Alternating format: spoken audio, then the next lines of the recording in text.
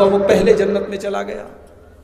सहाबा को बड़ी हैरत हुई जब ये बात अल्लाह के रसूल तक पहुंची। अल्लाह के रसूल तक जब ये बात पहुंची तो हदीस के अल्फाज हैं, अल्लाह के नबी ने सहाबा से फरमाया, मिन अय्यि ज़ालिका ताजबून, ऐ मेरे सहाबा तुम्हें किस बात पर ताज्जुब हो रहा है, तुम्हें किस बात पर आश्चर्य हो रहा है। सहाबा ने कहा, अल्लाह के नबी, एक आदमी दीन के मामले में मेहनत करता था और अल्लाह की राह में वो शहीद हो गया, वो बाद में जन्नत में गया, और एक आदमी नॉर्मल तरीके से अल्लाह की राह में उसका इंतकाल हुआ, वो पहले जन्नत में गया। ये बात समझ में नहीं आती। अब नबी का जवाब सुनो मेरे भाई।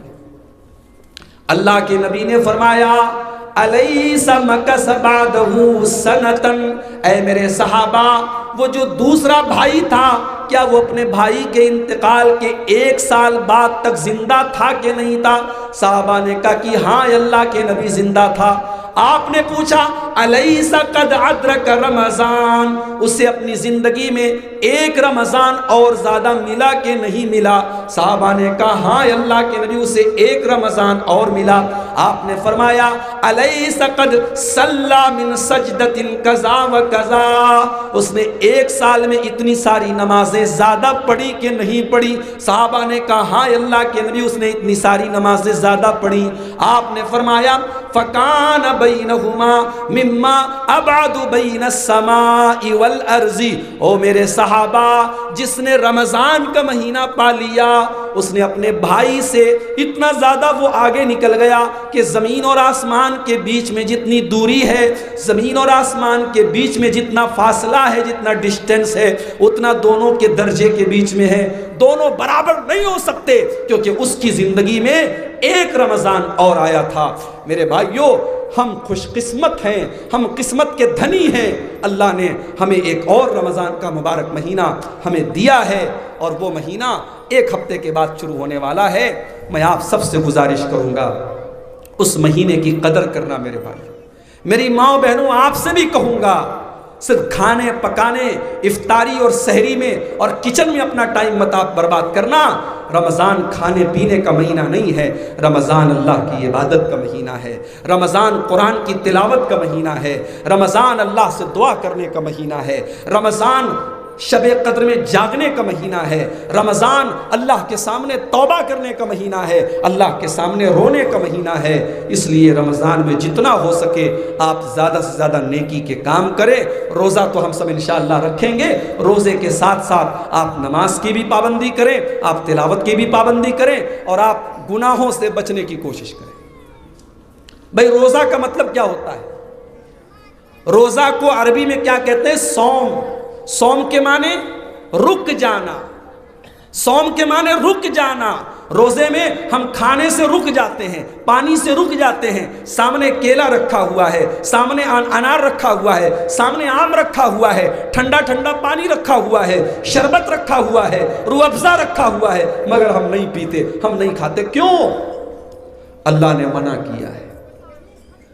दिन का टाइम है, बेडरूम में बीवी के साथ बिस्तर पे सोए हुए हैं, बीवी जायज़ है, हलाल है, लेकिन रमज़ान में रोज़े की हालत में आप बीवी के करीब नहीं जा सकते।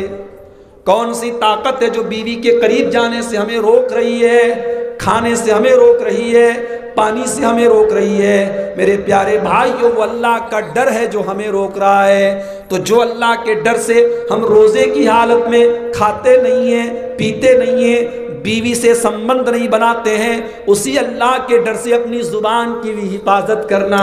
मेरी माँ बहनों, रोज़े की हालत में गीबत मत करना, चुगली मत करना, झूठ मत बोलना।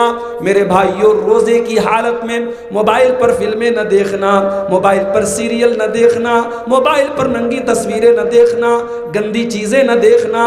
इसलिए कि अगर आपने 14 घंटे का रोज़ा रखा, आपने पानी से बचाया अपने आप को, आपने खाने से बचाया अपने आप को, आप अपनी बीवी के पास नहीं गए, लेकिन आपने झूठ से नहीं बचाया, आपने अपनी ज़ुबान को गाली गलौज से नहीं बचाया, आपने अपनी आंखों को गंदी चीज़ों को देखने से नहीं बचाया, तो आपके रोज़े का कोई मतलब नहीं है, कोई अर्थ नहीं है। अल्लाह के नबी की हदीस है, अल्लाह के नबी की हदीस है, आप फरमाते हैं मल्लम यदा कौल ज़ूरी वल अमल बिही फलैसा लिल्लाहि हाजतुन अन यदा तामहु व शराबहु। जो इंसान रोज़े की हालत में झूठ बोले, रोज़े की हालत में गलत काम करे, अल्लाह ताला को कोई आवश्यकता नहीं है, अल्लाह को कोई ज़रूरत नहीं है कि वो खाना छोड़ दे, वो पानी छोड़ दे। उसके खाना छोड़ने का कोई मतलब नहीं, उसके पानी छोड़ने का कोई मतलब नहीं है।